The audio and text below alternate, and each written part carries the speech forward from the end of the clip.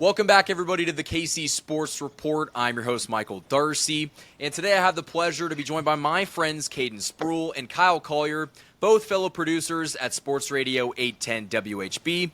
And in this video, we're going to talk about the Chiefs' running back room, and specifically the injury update that we got on Isaiah Pacheco, who is still dealing with that sprained MCL, and Andy Reid said that he may take more time to get back up to speed. When we first saw that he got hurt, they listed that MCL injury as an injury that's week to week. So he missed the game against Buffalo. He got the bye week. That's 2 weeks rest.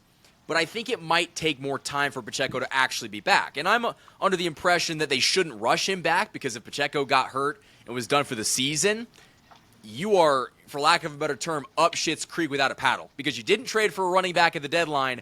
You got CEH and Elijah Mitchell, who's been inactive this entire year. So I want to get your thoughts on the running back room, and we'll start with Kyle. Yeah, it makes sense that Isaiah Pacheco is probably not 100% yet, and I think it makes sense to sit him. I think you can survive probably another game or maybe even two without him. Frankly, Andy Reid doesn't ask a ton from his running game. So it's pretty easy to say, I can just give Kareem Hunt 10 to 15 carries, Rashard Smith 4 or 5, and some work in the passing game, and call it a day. And that's kind of how Andy Reid has kind of handled the running back room all season long. And everybody who wants to see more Rashard Smith, I think you're going to get your chance here against Denver. Because against a team like that, the screen game is going to be huge. So I think Rashard Smith, I almost said Rashee Rice, but that's my next point. Rashee Rice, I want to see more of him in the backfield. He's got 4 carries this year. Let's double that number. He's a physical runner and probably the best yards after the catch or with the ball in his hands. I trust him to break a couple tackles, right, and get upfield. So it's fine. Let Isaiah sit. Last thing we want to do is rush him back. He gets injured again, because you guys both know his running style, right? So I'm not 100%. I'm not too worried about it.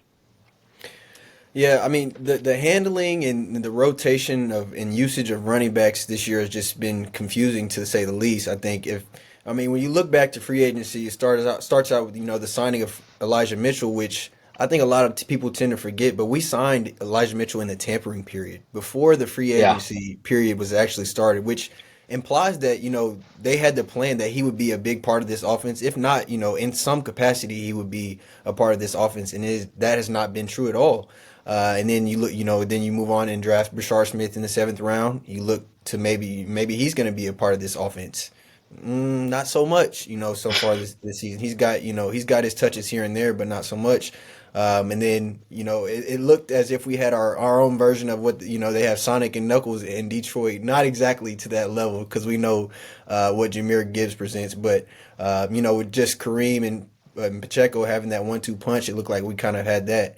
And then now we're without Pacheco. So I think everybody's just kind of, interested to see how this is going to look moving forward, depending on what Pacheco, what his health looks like moving forward as well. So I just think it's been pretty confusing, to say the least, and I just like to see some clarity down the stretch and figure out who the Chiefs are going to have as their go-to guys down the playoff stretch. Well, and we're all in agreement that they shouldn't rush Pacheco back just to have him for this game, because even though you got to beat Denver, you also need to think a little bit about, December and January, if you can get there. And if Pacheco goes out for the season, you didn't trade for a running back at the deadline. All the reports came out that they wanted Breece Hall. They also wanted Boye Mafe. So we found out a lot about the Chiefs' plans that didn't actually end up happening, which I don't really know why we find that out. But, they didn't get Breece Hall. And it's so poetic that he catches a screen pass and houses it against, in that game. Like that stung. But I feel like the Chiefs are in a position where they need as many backs that they trust healthy. And so you need Pacheco in a month, not this week. So I think you got to be careful with, giving him more of a workload, ease him back into it, especially off of an injury where he could have very easily tore his ACL or his MCL and been out the season. But the question is, after Pacheco went down, they elevated Clyde Edwards-Helaire from the practice squad. And the guy that they signed earlier this offseason, Elijah Mitchell, was once again a healthy scratch. Pacheco. Hilaire had 2 carries in that game against Buffalo, didn't do anything, but Andy Reid said the reason that they elevated Hilaire is because they liked what he did in terms of protecting Patrick Mahomes, like the pass protection. Clyde's been in and out of the league for like 3 years now. I just don't get why they would give him the nod over Mitchell. I mean, did that frustrate you guys in the moment too? Yeah, Sure. I did not understand it. Like you said, Clyde Edwards-Helaire has not been given an official NFL carry in like 2 years. I think we all understand the reason why he's still on the roster, but it just made no sense because Caden, like you brought up, the Chiefs gave him $2.5 million and 1.3 at signing. Like it raises a couple questions. One, they don't trust Elijah Mitchell. Two, they don't think he's healthy. Or three, he doesn't understand the playbook. That would go back to number one with the trust factor. Yeah, I don't get it. I feel like if Pacheco misses a game, Elijah Mitchell would slide right to that number 2 running back spot. I don't understand it. It makes no sense to me. Yeah, it doesn't make very much sense to me either. And also just because we know that Elijah Mitchell has been a productive running back in this Yeah, in the league whenever he's, got the opportunity. Obviously, we know that his health has been very up and down throughout his career, but whenever he's had the opportunities, I mean, he literally carried the 49ers to a playoff win. I yeah. think people forget about that, but I think he had over 200 yards rushing in that against the Packers, which that we could use that. The Chiefs could use a helpful run, a powerful running back guy that can just go and give you four or five on first down and make life easier on Pat. I mean, you talked about Clyde. Yeah, I think we were all pretty flabbergasted by that. And he brings up the fact that he's good in pass protection, but we're handing the ball off to him. We're giving him inside zones, which Yeah, neither one. I think one of the runs he got about 3 or 4, and then the other play was he he ran stopped. right into Kingsley Suamata'ia's butt. I Yeah, think it is looked what he like did. the old Clyde again. So, Yep. so yeah, I'm just very questionable move so far with the running back room so far. When I think that it all boils down to the Chiefs not wanting to run the football. Like they don't want to do it. For whatever reason, whether it's Patrick Mahomes or Andy Reid, a combination of both, they don't want to run the ball. And I think that's all fine and dandy right now, but once you get on into December and January, even if it's very complimentary, you have to be able to run the football. And I kind of want to talk a little bit more about that, and we'll do that right after this break.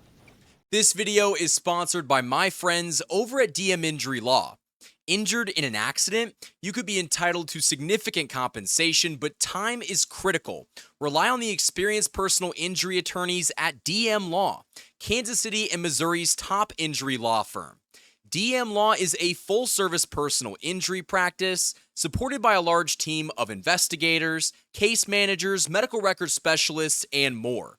And best of all, you don't pay unless they win. DM Law operates on a contingency fee basis, meaning no fees unless they win your case. And they also provide free consultations. So if you've been injured, don't wait. You can contact DM Law today for a free consultation and learn how they can help you pursue the compensation you deserve. Let them handle the fight while you focus on healing. Hurt in a car wreck? Call Mike. Remember, Mike's got this. The choice of a lawyer is an important decision and should not be based solely upon advertisement. Thanks to DM Injury Law for sponsoring this video. The Hollywood Casino at Kansas Speedway is the place to be. With over 1,500 slot machines, 35 table games, 4 restaurants, and an ESPN Bet sportsbook, there are plenty of ways to find your fun. For more chances to win, follow their Facebook, Instagram, and X. Must be 21. Gambling problem? Call 1-800-GAMBLER. Huge thanks to the sponsors that have supported this channel all football season long. Now, when we talk about the Chiefs running the football, I think that that's a very polarizing topic for whatever reason, because fans think that just saying that the Chiefs need to run the ball means that you need to run the ball 40 times. I don't think that's ever going to happen when Andy Reid's the head coach of this football team. But I think for them to be in a position where they can run the ball 20 times and, move the chains, milk the clock, be great and efficient on 3rd and 4th down like Kareem Hunt has already been, especially as you get into the playoffs and you've seen what James Cook has done, what Saquon Barkley has done, Derrick Henry. They're able to almost put the team on their back, so to speak, and, get some big first downs. And I think if the Chiefs could run the ball a little bit more effectively, it's only going to take more pressure off of Pat, and that's what we need. Yeah, no, you're 100% right. In this matchup with Denver and their pass rush, it's easier said than done, but it's incredibly important to mitigate that pass rush. Develop some play action, keep the Broncos guessing. Um, on another note, and look at the Indianapolis Colts with Jonathan Taylor. Daniel Jones is playing well, sure, but Jonathan Taylor is that team's MVP. Either him or the offensive line. But I think we all know JT is a pretty talented running back. The Chiefs obviously will never have that guy, I think, as long as Andy Reid is in the building. But you see how dangerous it can be. Just look at J.K. Dobbins in Denver. He's been him and R.J. Harvey have been a solid 1-2 punch there. I don't understand why. Now, I don't think the Chiefs have the talent in their backfield that the teams I just brought up do. But I think Brashard Smith does have potential to be another electric weapon out of the backfield, and they just don't seem to want to give him that role yet. No, they kind of give us bits and pieces here and there, but a running game's important, and against a team like Denver, it's even more important. Yeah, looking at some of these other teams' running games, it makes you wonder, just what the Chiefs are missing out on. Obviously, we know that J.K. Dobbins took a visit to the Chiefs during free agency. Yeah, I'm not sure what happened there. There was never any talks about contract negotiations, so maybe money just wasn't right there. But yeah, if you look at the other guys around the league, you just wish that the Chiefs had somebody to turn to like that. I think the biggest factor in the Chiefs' running game is just we get away from it too early. Even in the Bills game, I felt like Kareem was pretty effective early on in that game. Obviously, we know that the Chiefs fell behind 2 touchdowns, so that kind of mitigates that a little bit. But I think that we just have to stay committed to it a little bit longer. I think we just get away from it too early and try to put too much on Pat's shoulders. I think if you just give it to Pat late in the games, which he's always going to make those plays in the clutch, but I think you just make it easier on him early on. That would be a lot better for this running game and for this offense as a whole. Well, if you just look at every Super Bowl the Chiefs have won, they've run the ball well when they need to. And I don't know if this team this year has shown that they can. And part of that is due to injury and, inconsistent offensive line play. But you've got the horses on the offensive line. You've got all right backs. They're not great. They're, aging past their prime, whether it's Pacheco or Hunt. But they can do their job. They can do just enough. But it's going to come down to Andy Reid sticking with it and not abandoning the run. Because if that happens, I wouldn't be surprised if there's a game in January that we end up talking about after the fact. Like, man, if you would just run the ball like 10 more times, we have a completely different, just completely separate game. But I think that we covered this topic well. Do you guys have anything else you want to add? I wish that the Chiefs would have done a little bit more research in free agency. Like I talked about J.K. Dobbins, and then even a guy like Rico Dowdle in Carolina. Oh, yeah. He was a very cheap get in free agency, and he's been outstanding this season. So I just wish the Chiefs would have done a little bit more research in the free agency period. When hopefully, next year in the draft and in free agency, they'll actually spend resources to make that position better, because that's something that they really haven't done over the last 5 years. But Jeremiah Love, right. I'm a Jeremiah Love fan. Man, that'd be nuts. That'd be crazy. They'd have to draft him high, but I think that the Chiefs Kingdom would absolutely love that. But fellas, my final question for you is, where can the people find your content? Find me right here with Darcy and Caden, and then listen to all of us on the night shift on Wednesday nights, and then I produce the program with Srem Petro weekdays 2 to 6 on 810. You can listen to me on Wednesday nights. I produce the Take with Andy Sweeney out of Louisville from 7 to 9, and then obviously, like Kyle said, we all do the night shift on 810, and then you can find me on Twitter at Caden Sproul 810. And guys, all their stuff will be linked in the description of this video. Hit that like button, subscribe for more Daily Chiefs content. Until next time, guys, thank you for watching this video. And as always, go Chiefs.